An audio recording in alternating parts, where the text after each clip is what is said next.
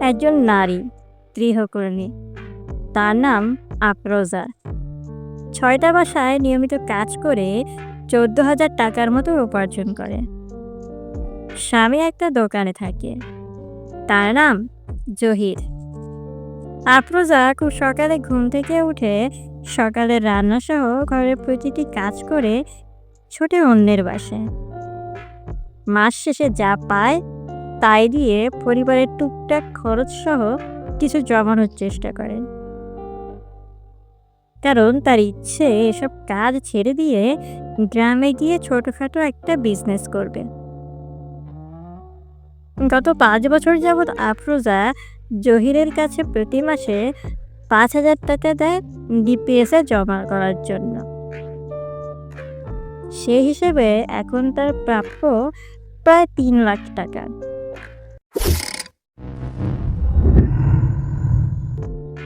আফরোজা কিছুদিন আগে দ্বিতীয় বাচ্চার মা হয়েছে।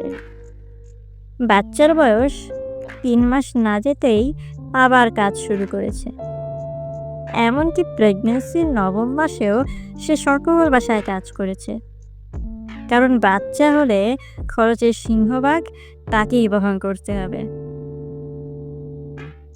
আফরোজার হিসাব অনুযায়ী এ মাসেই ডিপিএস এর মেয়াদ শেষ হবার কথা। অন্ধকার রাতে স্বামীর চিরচেনা বুকে মাথা রেখে আগামীর স্বপ্নের কথা বলা শুরু করে আফরোজা। কত টাকা পাবে, কিসের বিজনেস শুরু করবে, টাকাগুলো কোথায় খাটালে ভালো হবে ইত্যাদি। জহির একদম নিশ্চুপ। আফরোজা স্বামীকে হালকা ধাক্কা দেয় কিছু বলার জন্য। নড়ে চড়ে বসে জহির। আমতা আমতা করে বলে, ১ টাকাও সে ডিপিএস এ জমা দেয়নি কয় বছরে। সব টাকা খেয়ে ফেলেছে, এমনকি কোনো অ্যাকাউন্টই করেনি সে আফরোজার নামে।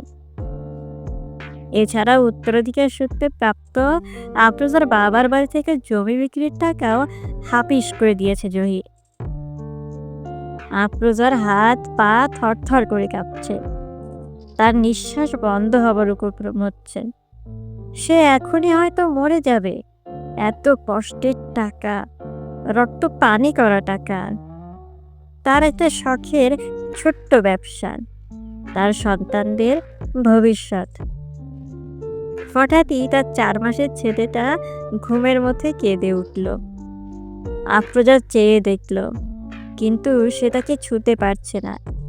হাত কাঁপছে, বাচ্চার কান্না বেড়েই যাচ্ছে।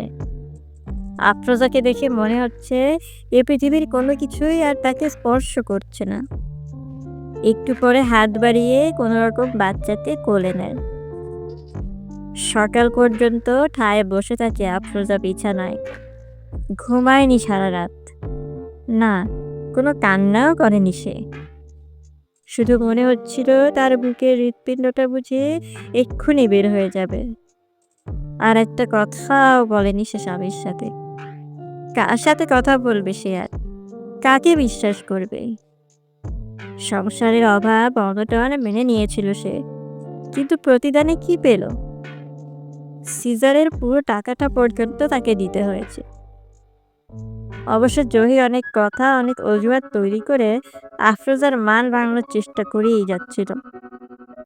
জুয়া খেলে যে সব টাকা শেষ হয়েছে, এই কথাটা আর এ মুহূর্তে আফরোজাকে বলার সাহস করে উঠতে পারল না।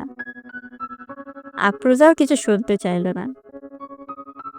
শেষ মুহূর্তে আফরোজা শুধু একটা বাক্য বলল, এই সংসার আর করব না। বলেই গগন বিদারী চিৎকার দিয়ে অঝরে কান্না শুরু করলো। এত বড় প্রতারণা মেনে নেওয়ার মানসিক শক্তি তার ছিল না। সন্তান দুটিকে সাথে নিয়ে এক কাপড়ে সে তার ১৩ বছরের সংসার রেখে বেরিয়ে এলো। একবারও পিছু ফিরে চাইল না। আফরোজার সংসার,